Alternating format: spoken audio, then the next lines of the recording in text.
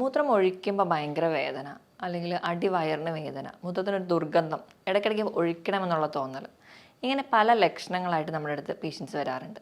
ഇതിനോടൊപ്പം തന്നെ പനിയും കുളിരും ഒക്കെ നിൽക്കുകയാണെങ്കിൽ നമ്മൾ യൂറിൻ റുട്ടീനാണ് ടെസ്റ്റ് ചെയ്യാറ്. അപ്പം നോക്കിക്കഴിഞ്ഞ് കഴിഞ്ഞാൽ മിക്ക ആൾക്കാർക്കും മൂത്രത്തിൽ പഴുപ്പ് അല്ലെങ്കിൽ യൂറിനറി ട്രാക്ട് ഇൻഫെക്ഷൻസ് കാണാറുണ്ട്. എന്താണ് യൂറിനറി ട്രാക്ട് ഇൻഫെക്ഷൻ വരാനുള്ള കാരണങ്ങൾ, എന്തൊക്കെയാണ് ലക്ഷണങ്ങൾ, നമുക്ക് എങ്ങനെ മാനേജ് ചെയ്യാം എന്നൊക്കെ നമുക്ക് ഡീറ്റെയിൽഡായി വീഡിയോയിലൂടെ നോക്കാം. ഞാൻ ഡോക്ടർ പ്രിയ, Q1B ഹെൽത്ത് കെയറിലെ ഹോമിയോപ്പതിക് ഫിസിഷ്യനാണ്. യൂറിനറി ട്രാക്ട് ഇൻഫെക്ഷൻ എന്ന് പറയുമ്പോൾ എന്താണ് യൂറിനറി ട്രാക്ട്?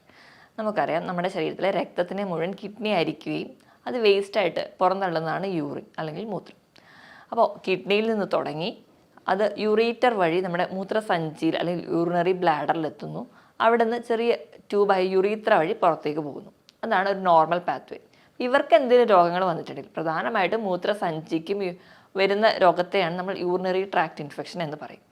ഈ ഒരു കണ്ടീഷൻ കൂടുതലായിട്ടും സ്ത്രീകളിലാണ് കാണാറ്.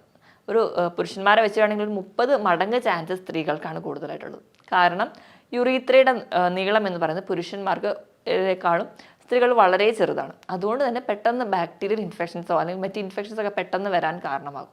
അപ്പം ഇതാണ് പ്രധാനമായിട്ടും സ്ത്രീകൾക്ക് വരാനുള്ള കാരണങ്ങൾ. സ്ത്രീകളുടെ കേസ് എടുക്കുകയാണെങ്കിൽ ജീവിതത്തിൽ 1 or 2 തവണയെങ്കിലും മൂത്രത്തിൽ പഴുപ്പ് വരാത്ത ആരും തന്നെ ഉണ്ടാവില്ല. അവരുടെ ലൈഫിൽ ഏതെങ്കിലും ഒരു സ്റ്റേജിലൊക്കെ ഈ ഒരു കണ്ടീഷൻസ് വന്നിട്ടുണ്ടാവും.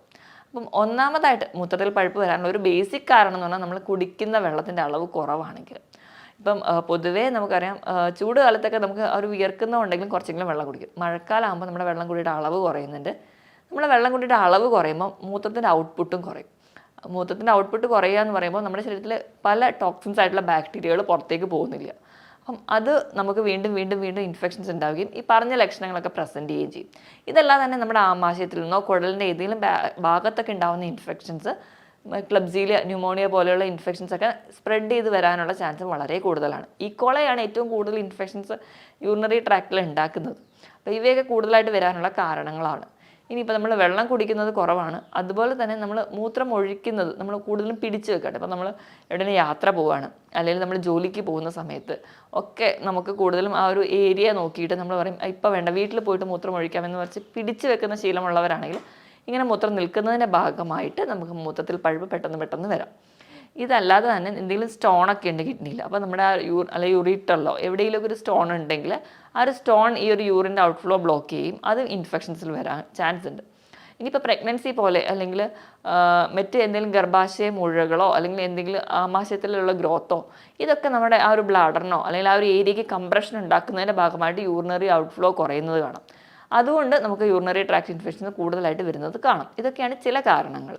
ഇതോടൊപ്പം തന്നെ ഇപ്പോൾ സ്ത്രീകളിൽ ഗർഭാശയ മുഴകൾ പോലെ തന്നെ പുരുഷന്മാരിലാണെങ്കിൽ ചാൻസ് വളരെ കുറവാണ്. എന്നാലും വരികയാണെങ്കിൽ പ്രോസ്റ്റേറ്റ് എൻലാർജ്മെൻറ്റ് അല്ലെങ്കിൽ പ്രോസ്റ്റേറ്റ് ഗ്രന്ഥിക്കൊക്കെ വീക്കമുള്ള പുരുഷന്മാർക്കും ഇങ്ങനെ റിക്കറൻ്റ് ആയിട്ട് ഇൻഫെക്ഷൻസ് വരാം. ഇപ്പോൾ സ്ത്രീകളിൽ അതുകൂടാതെ തന്നെ യോനി ഭാഗത്തിൽ വജൈനൽ ഇൻഫെക്ഷൻസോ വെള്ളപ്പോക്ക് പോലെയുള്ള ബുദ്ധിമുട്ടുള്ളവർക്കും ഈ UTIയുടെ ലക്ഷണങ്ങളോ അല്ലെങ്കിൽ UTI ഒക്കെ നമുക്ക് കാണിക്കാറുണ്ട്. ഇനിയിപ്പോൾ ഇതൊന്നും കൂടാതെ തന്നെ നമുക്ക് മദ്യപാനം പോലെയുള്ള ശീലങ്ങൾ അല്ലെങ്കിൽ ഒരുപാട് കോള പോലുള്ള ഡ്രിങ്ക്സ്, കഫീൻ അടങ്ങിയ ഡ്രിങ്ക്സ്, കാപ്പി, ചായ ധാരാളം കുടിക്കുന്നവരാണെങ്കിൽ നമ്മുടെ ശരീരത്തിൽ നിന്ന് വേണ്ട വെള്ളം കിട്ടാതെ ഡീഹൈഡ്രേറ്റഡ് ആവും. അതിൻ്റെ ഭാഗമായിട്ടും പെട്ടെന്ന് നമുക്ക് യൂറിനറി ട്രാക്ട് ഇൻഫെക്ഷൻസ് വരുന്നത് കാണാം. ഇനി ഇതല്ലാതെ തന്നെ വൃക്കയിൽ മറ്റ് രോഗങ്ങൾ എന്തെങ്കിലും ഉള്ളവരാണെങ്കിൽ, പാരമ്പര്യമായിട്ട് വൃക്കയ്ക്ക് ഇൻഫെക്ഷൻസോ അങ്ങനെ എന്തെങ്കിലും രോഗങ്ങളുള്ളവർ അല്ലെങ്കിൽ പ്രമേഹ രോഗികളിൽ ഒരുപാട് പേരിലും കാണുന്ന ഒന്നാണ് മൂത്രത്തിൽ പഴുപ്പ് വരുന്നത്. കാരണം പ്രമേഹ രോഗികളുടെ ബ്ലഡ് എടുക്കുകയാണെങ്കിൽ അതിൽ ഗ്ലൂക്കോസ് കണ്ടന്റ് വളരെ കൂടുതലാണ്. അപ്പോൾ 1 or 2 ബാക്ടീരിയ കയറിയാൽ മതി, അത് പെട്ടെന്ന് ഈ ഒരു ഗ്ലൂക്കോസ് എടുത്ത് മൾട്ടിപ്ലൈ ചെയ്യുകയും അത് പെട്ടെന്ന് നമുക്ക് ഇൻഫെക്ഷൻസ് ഉണ്ടാവുകയും ചെയ്യും. അപ്പോൾ അവർക്ക് ഇൻഫെക്ഷൻ ഉണ്ടാകുമ്പോൾ തന്നെ ചിലപ്പം അവരെ തന്നെ അറിയാതെ പോകും, ഒരു വേദന, ഒരു സെൻസേഷനൊന്നും അറിയില്ല. അതുപോലെ തന്നെയാണ് അവർക്ക് ഈ പ്രമേഹ രോഗികൾക്ക് ഈ നാഡികളെ ഒരുപാട് ബാധിച്ചു കഴിഞ്ഞിട്ടുണ്ടെങ്കിൽ യൂറിനറി ബ്ലാഡറിൽ നിന്ന് മൂത്രം നിറഞ്ഞു എന്നൊരു സിഗ്നൽ യുറീത്രയിലോട്ട് എത്താതെ വരികയും അല്ലെങ്കിൽ നമ്മുടെ തലച്ചോറിലോട്ട് പോവാതെ വരികയും നമുക്ക് മൂത്രം ഒഴിക്കണം എന്നുള്ളൊരു തോന്നലുണ്ടാവില്ല. അങ്ങനെ തോന്നലില്ലാത്തത് കൊണ്ട് തന്നെ മൂത്രം ഒഴിക്കാതെ വരികയും അത് കെട്ടിക്കിടന്നിട്ടും അങ്ങനെ ഒരു കണ്ടീഷനും ഉണ്ടാവാറുണ്ട് ഈ പ്രമേഹ രോഗികൾക്ക്. അവർക്ക് നാഡിയൊക്കെ ബാധിക്കുന്ന ഒരു സ്റ്റേജ് എത്തുകയാണെങ്കിൽ. അപ്പം ഇതൊക്കെയാണ് നോർമലി ഒരു ഇൻഫെക്ഷൻസ് വരാനുള്ളൊരു ചാൻസസ്.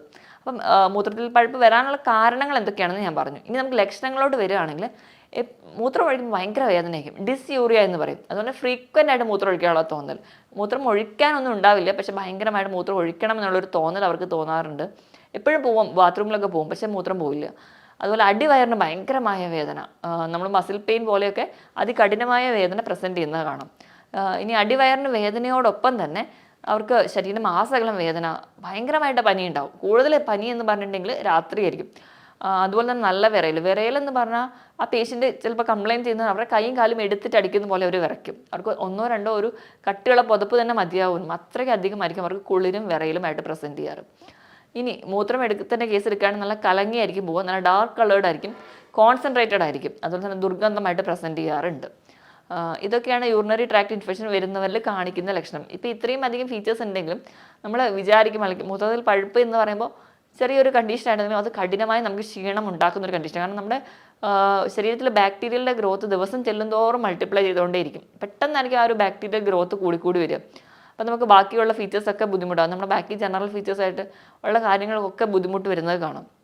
ഇനിയിപ്പോൾ ഈ പനിയുടെ കേസ് എടുക്കുകയാണെങ്കിൽ നമുക്ക് നോർമലി നമുക്കറിയാം വൈറലോ അങ്ങനെ എന്തെങ്കിലും പനികളൊക്കെ ആണെങ്കിൽ അതിൻ്റെ കൂടെ തന്നെ നമുക്ക് ജലദോഷം അല്ലെങ്കിൽ ചുമ പോലെയുള്ള ഫീച്ചേഴ്സ് ഉണ്ടാവാറുണ്ട്. പക്ഷേ ഈ ഒരു കേസിൽ പനി വരുമ്പോൾ നമുക്ക് ബോഡി പെയിൻ ഉണ്ട് എന്നല്ലാതെ വേറെ അപ്പർ റെസ്പിറേറ്ററി ട്രാക്ട് ഇൻഫെക്ഷൻസ് ഒന്നും കാണിക്കില്ല. അപ്പോൾ തന്നെ നിങ്ങൾ സംശയിക്കണം അവിടെ ഒരു UTI ഉണ്ടോ എന്ന്. അപ്പോൾ തന്നെ നിങ്ങൾ യൂറിൻ ടെസ്റ്റ് ചെയ്യുക, അല്ലെങ്കിൽ അടുത്ത് തന്നെ ഒരു ഡോക്ടറെ തന്നെ കൺസൾട്ട് ചെയ്യാണ് വേണ്ടത്. ഇതോടൊപ്പം തന്നെ ഓക്കാനം, ഛർദിൽ, വായിൽ ഒരു ടേസ്റ്റ് ഇല്ലാത്ത പോലെ, ഭക്ഷണത്തിനോട് ഒരു വിരോധം, ഇങ്ങനെയൊക്കെയുള്ള സിംറ്റംസ് കൂടെ കാണിക്കാറുണ്ട്. അപ്പോൾ ഇങ്ങനത്തെ ലക്ഷണങ്ങളൊക്കെ ആയിട്ട് പ്രസൻറ്റ് ചെയ്യുകയാണെങ്കിൽ നിങ്ങൾ എത്രയും പെട്ടെന്ന് ഒരു ഡോക്ടറുടെ കൺസൾട്ടേഷൻ എടുക്കണം. അപ്പോൾ ഇങ്ങനെ ചിലർക്ക് എന്ന് പറഞ്ഞാൽ ഈ റെക്കറൻ്റ് ആയിട്ട് UTI വരും. ഇങ്ങനെ റെക്കറൻ്റ് ആയിട്ട് UTI വരുന്നവരാണെങ്കിൽ ഇപ്പോൾ പ്രഗ്നൻസിയുടെ കേസിലൊക്കെ ഒരുപാട് നമുക്കിങ്ങനെ വരുന്നത് തന്നെ നമുക്ക് ആ ഒരു കുഞ്ഞിന് അത് ദോഷമാണ്. അപ്പം ഇങ്ങനെയൊക്കെ വരുന്നവരാണെങ്കിൽ മാക്സിമം അതിൻ്റെ ഒരു പ്രിവെൻഷനാണ് എടുക്കേണ്ടത്. അപ്പം ഒരു കണക്ക് പറയുകയാണെങ്കിൽ വർഷത്തിൽ ഒരു 3 തവണ അല്ലെങ്കിൽ 6 മാസത്തിലൊക്കെ 2 തവണ കൂടുതലായിട്ട് ഇങ്ങനെ ഇൻഫെക്ഷൻസ് വന്നുകൊണ്ടിരിക്കുന്നവരാണെങ്കിൽ നിങ്ങൾ മറ്റ് പരിശോധനകളൊക്കെ ചെയ്യേണ്ടതാണ്. അതായത് കിഡ്നിയുടെ മറ്റ് ടെസ്റ്റുകളൊക്കെ ചെയ്യണം. കാരണം റെക്കറൻ്റ് ആയിട്ട് ഇങ്ങനെ ഇൻഫെക്ഷൻസ് നിൽക്കുകയാണെങ്കിൽ ഇത് ഈ ഒരു ഇൻഫെക്ഷൻ അസെൻഡ് ചെയ്ത് യുറീത്രയിൽ നിന്ന് മുകളിലോട്ട് കയറിയിട്ട് കിഡ്നിക്ക് വരാം. കിഡ്നിക്ക് വന്നിട്ടുണ്ടെങ്കിൽ കിഡ്നിക്ക് മറ്റ് ഇൻഫെക്ഷൻസ് വന്ന് പൈലോനെഫ്രൈറ്റിസ് പോലെയുള്ള കണ്ടീഷനോ അല്ലെങ്കിൽ കിഡ്നി കംപ്ലീറ്റ് ഡാമേജിലോട്ടൊക്കെ പോകാം. ചിലപ്പോൾ നമ്മൾ നിസ്സാരമായി കാണുന്ന ഈ ഒരു കണ്ടീഷൻ തന്നെ വെച്ചുകൊണ്ടിരിക്കുമ്പോഴായിരിക്കും, അല്ലെങ്കിൽ ഈ ഒരു കണ്ടീഷനിൽ നിന്നാണ് പലരും പ്രമേഹം പോലുള്ള രോഗങ്ങൾ ഉണ്ട് എന്ന് തന്നെ തിരിച്ചറിയാറ്. അല്ലെങ്കിൽ മറ്റ് കിഡ്നി കണ്ടീഷനോട് എത്തുമ്പോഴാണ് ചിലപ്പോൾ നമ്മൾ തന്നെ അറിയുക ഈ റെക്കറൻ്റ് ആയിട്ടുള്ള UTI ആണ് ഇതിനൊക്കെ കാരണമെന്ന്. അപ്പം നമ്മളൊരു ഡോക്ടറെ അടുത്ത് ചെന്നിട്ടുണ്ടെങ്കിൽ നമ്മൾ ആദ്യം തന്നെ ഇൻവെസ്റ്റിഗേഷൻ വിടുകയാണെങ്കിൽ നമ്മൾ ആദ്യം യൂറിൻ റുട്ടീനാണ് ചെയ്യാറ്. യൂറിൻ റുട്ടീൻ ചെയ്യുന്ന സമയത്ത് അതിൽ പസ് സെൽസ്, എപ്പിത്തീരിയൽ സെൽസ്, ആൽബുമിൻ എന്നൊക്കെ പറഞ്ഞ് കാണിക്കാറുണ്ട്. പസ് സെൽസ് വളരെ സ്റ്റാർട്ടിങ് സ്റ്റേജ് ആണെങ്കിൽ പസ് സെൽസ് ഒന്നും അധികം കാണിക്കാറില്ല. പക്ഷെ ഇത് കൂടിക്കഴിഞ്ഞ് കഴിഞ്ഞാൽ ഒരു ഡ്രോപ്പ് അല്ലെങ്കിൽ 1 മില്ലി യൂറിൻ എടുക്കുകയാണെങ്കിൽ തന്നെ അതിനകത്ത് തന്നെ 1 ലാഖിൻ്റെ മുകളിലൊക്കെ തന്നെ ഈക്കോളയോ അല്ലെങ്കിൽ മറ്റ് ബാക്ടീരിയകളൊക്കെ പ്രസൻറ്റ് ചെയ്യാറുണ്ട്. അത്രയ്ക്കധികം ഇൻഫെക്ഷൻസ് ഈ ഒരു ചെറിയ ഓർഗാനിസം തന്നെ ദിവസങ്ങൾ കൊണ്ട് തന്നെ മൾട്ടിപ്പിൾ ചെയ്ത് ഉണ്ടാവാറുണ്ട്. അപ്പം ഏറ്റവും ആദ്യം നമ്മൾ യൂറിൻ റുട്ടീന് വിടും. യൂറിൻ റുട്ടീന് വിടുമ്പോൾ പസ് സെൽസോ അല്ലെങ്കിൽ എപ്പിത്തീരിയൽ സെൽസോ കാണുകയാണെങ്കിൽ ഫസ്റ്റ് സ്റ്റേജൊക്കെ ആണെങ്കിൽ നമുക്ക് നല്ലപോലെ വെള്ളം കുടിച്ചു കഴിഞ്ഞാൽ തന്നെ ഒരു പരിധി വരെയൊക്കെ നമുക്ക് കൺട്രോൾ ചെയ്യാൻ പറ്റും. അല്ലാത്തൊരു കണ്ടീഷൻ ആണെങ്കിൽ നമ്മൾ മെഡിസിനൽ മാനേജ്മെൻറ്റിലോട്ട് തന്നെ പോകണം. ഇനി റെക്കറൻ്റ് ആയിട്ട് UTI വരുന്നവരാണെങ്കിൽ മറ്റ് ബ്ലഡ് ടെസ്റ്റുകൾ ചെയ്യണം, കിഡ്നി ഫംഗ്ഷൻ ടെസ്റ്റുകൾ ചെയ്യണം, USS അബ്ഡമൻ ആൻഡ് പെൽവിസ് ചെയ്യണം. കാരണം ഇങ്ങനെ റെക്കറൻ്റ് ആയിട്ട് UTI വരുന്നതിന് ഒരു കാരണം എന്ന് പറഞ്ഞിട്ടുണ്ടെങ്കിൽ മൂത്രത്തിൽ കല്ലാണ്. അപ്പോൾ ഇങ്ങനെ സ്കാൻ ചെയ്താൽ മാത്രമേ കല്ലുണ്ടോ എന്ന് തിരിച്ചറിയാൻ പറ്റുള്ളൂ. കല്ലുണ്ടെങ്കിലും ഇത് ബ്ലോക്ക് ചെയ്തിട്ട് റെക്കറൻ്റ് UTIക്ക് ചാൻസ് ഉണ്ട്. അപ്പോൾ അത് റൂൾ ഔട്ട് ചെയ്യാൻ വേണ്ടിയിട്ട് സ്കാനും ചെയ്യാറുണ്ട്, മറ്റ് പരിശോധനകൾക്കും വിടാറുണ്ട്. ഇനി നമുക്ക് മാനേജ്മെൻറ്റ് സൈഡിലോട്ട് വരാം. അപ്പോൾ ഇത്രയും ഞാൻ ലക്ഷണങ്ങളും കാരണങ്ങളും ഒക്കെ പറഞ്ഞു. മാനേജ്മെൻറ്റ് സൈഡിൽ ഞാൻ പറയുകയാണെങ്കിൽ ആദ്യം തന്നെ ചെറിയ രീതിയിലാണ് നിങ്ങൾക്ക് ഇൻഫെക്ഷൻ എങ്കിൽ നിങ്ങൾ നല്ലപോലെ വെള്ളം കുടിക്കുക, അല്ലെങ്കിൽ വീട്ടിൽ നല്ലപോലെ റെസ്റ്റ് എടുത്താൽ തന്നെ നമുക്ക് കൺട്രോൾ ചെയ്യാൻ പറ്റും. നമുക്ക് ഇൻഫെക്ഷൻസ് അഡ്വാൻസ് ചെയ്ത് പോയ കണ്ടീഷനാണെങ്കിൽ കൃത്യമായിട്ട് മെഡിസിനൽ മാനേജ്മെൻറ്റ് ആവശ്യമാണ്. മെഡിസിൻ മാനേജ്മെൻറ്റിലോട്ട് പോകുമ്പോൾ നമ്മൾ മെഡിസിൻ കഴിക്കുന്നു, നമ്മുടെ രോഗലക്ഷണങ്ങളൊക്കെ കുറയുന്നുണ്ട്. അപ്പോൾ തന്നെ നമ്മൾ മെഡിസിൻ സ്റ്റോപ്പ് ചെയ്യുകയാണെങ്കിൽ നിങ്ങൾ ഓർക്കുക, നിങ്ങളുടെ യൂറിനറി ഇൻഫെക്ഷൻ, യൂറിനറി ബ്ലാഡറിൽ ഒരു ബാക്ടീരിയ അല്ലെങ്കിൽ ഒരു ഈക്കോളൈ ആണ് ഉള്ളതെങ്കിലും അത് പെട്ടെന്ന് തന്നെ വീണ്ടും മൾട്ടിപ്പിൾ ചെയ്യും.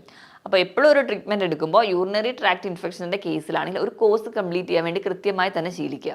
അങ്ങനെ ഉണ്ടെങ്കിൽ മാത്രമേ കൃത്യമായിട്ട് ആ ഇൻഫെക്ഷൻസ് കംപ്ലീറ്റ് ആയിട്ട് പുറത്ത് കളയാൻ പറ്റുള്ളൂ. ഇനി നമ്മൾ എന്തൊക്കെയാണ് ശ്രദ്ധിക്കേണ്ടതെന്ന് വെച്ചിട്ടുണ്ടെങ്കിൽ, ഒന്നാമതായിട്ട് യൂറിനറി ട്രാക്ട് ഇൻഫെക്ഷൻസ് വരാതിരിക്കാൻ വേണ്ടി നമ്മൾ തന്നെ വ്യക്തി ശുചിത്വം പാലിക്കുക. അതായത് നമ്മൾ ഹൈജീൻ ആയിട്ടിരിക്കാൻ വേണ്ടി ശ്രദ്ധിക്കുക. നമ്മൾ ടോയ്ലറ്റിൽ പോയിട്ടാണെങ്കിലും വാഷ് ചെയ്യുമ്പോൾ എപ്പോഴും ഫ്രണ്ടിൽ നിന്ന് ബാക്കിലോട്ട് വാഷ് ചെയ്യാൻ വേണ്ടി ശ്രദ്ധിക്കുക. അപ്പം നമുക്ക് ഒരുപാട് മലദ്വാരത്തിൽ നിന്നൊക്കെ ഇൻഫെക്ഷൻസോ അല്ലെങ്കിൽ ബാക്ടീരിയകളൊക്കെ അകത്തേക്ക് കയറാതിരിക്കാൻ വേണ്ടി നമുക്ക് ശ്രദ്ധിക്കാൻ പറ്റും.